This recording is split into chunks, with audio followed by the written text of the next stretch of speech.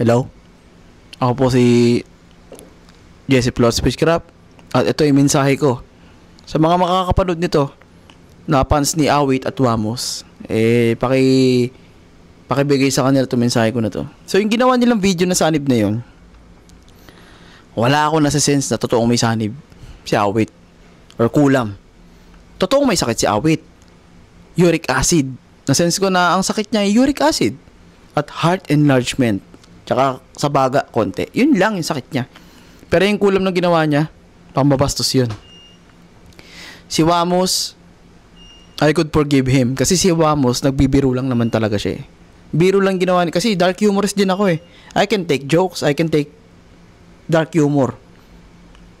Pero si Awit, nakina rin niya talagang sinaniban siya. Tapos, ang ending doon, nagpo-promote siya ng sugal doon sa baba. Nagkamali ka ng binastos na relihiyon.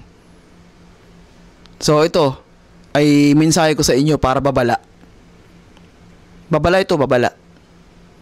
So, nasa-sense ko na mangyayari kay Awit ngayong taon, lahat ng dinadaing niya, magkakatotoo.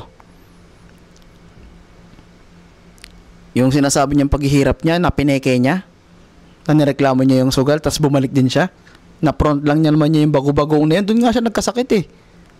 Doon nga umano yung uric acid niya eh. Hindi nga lang siya yung may uric acid na mataas doon sa bahay nila, lahat ng tao doon, kahit yung asawa niya. So ako'y lubos na nadismaya at meron ako konting galit na naramdaman kay Awit. Kasi hindi dahil sa ginaya lang niya or binastos niya yung sanib at kulam, kundi binastos niya yung mga tao na naniniwala doon, nagdanas talaga ng ganun. So ito yung babala ko sa'yo.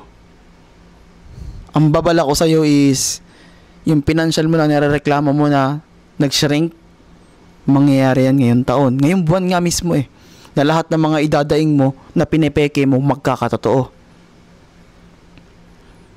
At yung relasyon yun ng asawa mo, malalagay yan sa alanganin at panganib.